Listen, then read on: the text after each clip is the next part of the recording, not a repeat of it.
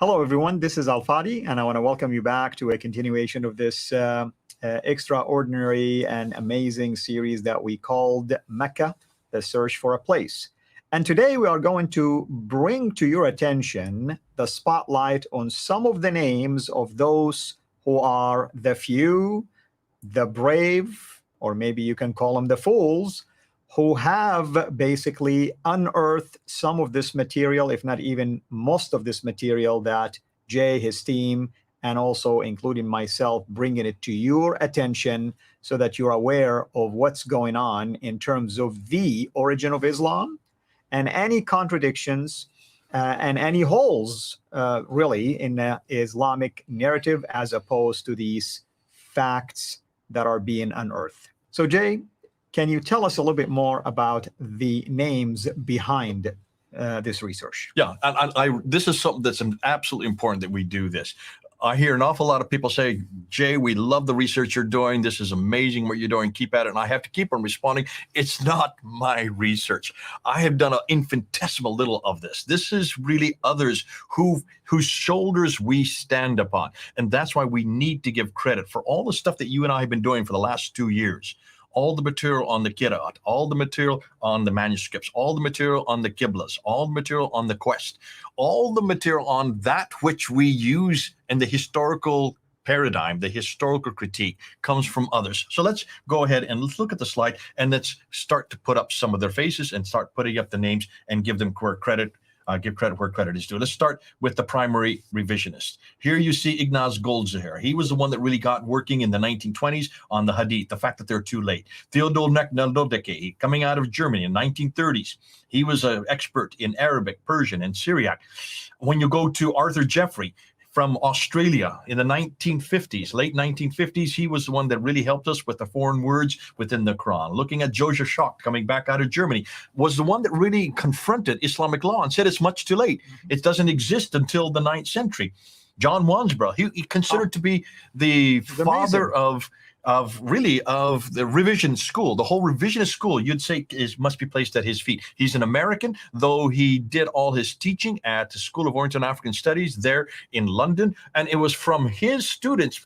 In fact, his students are almost all in the bottom row. The names of the people who have come under his tutelage just continues on. But he was the one that started this whole idea of looking at the Quran and looking at the textual materials that are in the Quran that just do not make sense in the 7th century. They could only have come from the 8th, 9th, and 10th century. And he was mocked, actually. Mocked when you're doing that, but now everybody has come on board with it. They realize this guy really knew what he was talking about, but he was way ahead of his time. Dr. Gerald Hotting, he was my professor when I studied there in the 1990s. I studied under him there at the School of Oriental African Studies. He was the last of the great few there at SOAS. No one has really replaced him since he left. And he was a student of Dr. John Waldron. So was Dr. Patricia Corona. Dr. Patricia Corona from Denmark. She came and was one of the primary students under John Wansbrough. She was a linguist. This woman could read and write 15 languages, all archaic languages. Nobody has been able to do that except for Dr. Robert Hoyland. But she was the one that I got to know. And when she wrote her book at Oxford University, Mecca and the Rise of Islam, she got death threats. Had to leave Oxford and then moved to Cambridge. And while she was a professor, head of department at Cambridge University, it was when I got to know her, and she was the one that actually prepared my debate for me with Dr. Jamal Badawi in 1995, 26 years ago. I went to her office. She looked at all my notes, which were really her material. And she says, that's a good point. Why don't you say this? Here's a better way to say it. I'd throw that out, but here's another thing you can put into it. By the time I'd finished, she'd give me 10 major criticisms, historical criticisms. And I remember at that time I turned to her and I said, well, why don't you do this debate? This is your material. You know better than anybody. She says, because I don't have the freedom you have. I have a chair to protect here in Cambridge University. I cannot say what you can say because you only have one person that you're held accountable to, and that's the Lord Jesus Christ. And she showed me something that I realized, and the penny dropped at that time, that we have a responsibility. You and I, others who are now, I will show you when they come up, we have a different responsibility than they do. Let's go on down to Dr. Andrew Rippon, also taught by Dr. John Wansbrough from Canada. And he was the one that took the 7th and 8th century and explained it in layman's terminology so that we can understand it, so that people like us can communicate it. Dr. Robert Hoyland, I can't say enough about Dr. Robert Hoyland. Amazing This guy reads and writes 18 languages. I remember seeing him in his office. I went to see him there at Oxford, and he was the one that wrote the standard Seeing work that most of us are Islam using. Other side, That has become the classic work that was written in 1997. We're talking about almost 24 years ago. Dr. Yehuda Nevo, who is probably the world's expert on the earliest Islamic, Arabic inscriptions. In fact, nothing to do with Islam. And all of these people are saying there's nothing to do with Islam in any of the 7th and 8th century material. Dr. Norman Calder, who is also a student of John Wansbrough, again, like Schacht, unpacked Islamic law and showed, like Schacht before him, that in the 1990s, he was saying what Joseph Schacht was saying in the 1950s and the 1960s, and that is, you cannot trust Islamic law because it is much, much, much too late. And then we go to the German school, and we look at people like Dr. Gerd Puyn and Dr. Heinz Oleg. I've seen Gerd Puyn. He was the one that introduced me to the Sana manuscript. He showed me pictures from it. And I spoke with him, over a year ago. A wonderful man, very humble. Very humble. Yeah. These are Dr. Heinz Oleg and Dr. Gerd Puyn and Dr. Oleg were the three that were flown down in 1981 to look at the Sana manuscript, which is the manuscript that you're unpacking. And so these are the guys that we need to thank for the manuscript material. And then we get to Ibn Warraq. I'm putting him into this group. He should really be in probably a group of himself, because he is not a German researcher. Like, these are all unique researchers. They're the ones who are researching each one of their craft, and they're then coming to conclusion. What Ibn Warraq does is he takes it and spreads it out to the whole world. Mm-hmm. That's why we need to thank him for what he has done. He is the one that took all their material and then popularized it. Now, let's get to the new revisionists. So this is the new group, and these are all my friends. These are the people who are currently still working on this and getting it out there. Robert Spencer, you've had him on the show. I've had him on my show. I just had him about a week ago talking to him. He's now just coming out with his brand new book, Did Muhammad Exist?, with the new revision that's coming out on July 13th. Now, what's fascinating about that, he had to write that new revision because of us. Because of what we had come out. And we interviewed him. Remember when he was going in July of last year, in June, we interviewed him, and as a result of that, he said, I have to write a whole new revision. I'm going to have to update the whole thing. And you appreciate that, because that's true scholarship. You don't stick to your guns. You're flexible. You're open for revising things. And you do the same. Whenever new material comes, you go ahead and make adjustments immediately. You have to make adjustments. Yeah. His book was written in 2012. This is now written in 2021. Just put that 1 and 2 flipping around. And that's why it's now the second edition. He's going to have to do a third and a fourth and a fifth, because even as he sent me the book to read, I said, you realize there's new material that's even come up now that you need to add to it? So he just said, this is the frustrating thing about this whole historical critique. Dr. Bernie Power out of Australia, a real good friend, has really helped me with the Qira'at, all the Qira'at argument. He is the one that has really have unpacked between the Warsh and the Hafs that we'll be using in one of our another whole new series looking at the Hafs and the Warsh. Dr. Dan Brubaker, I can't say enough about Dr. Dan Brubaker. I think one of the most courageous souls in our during our lifetime. He is now actually teaching on our MAPI course coming out of Veritas International University in California. Was the first to do what no Muslim had done. He was the first to look at the original manuscripts and looked for changes, looked for variants in the Razm, in the consonantal text. There's myself. I won't say anything about myself because I just have to put myself in there because. Well, brother, I can say something about you. We thank the Lord for you, for your how courageous you are. From day one, you've been at the Speaker's Corner for 26 years. No one can do what you did. I don't even think I can do what you did. A lot of people will look at you and say, man, it's almost like you're committing suicide, basically.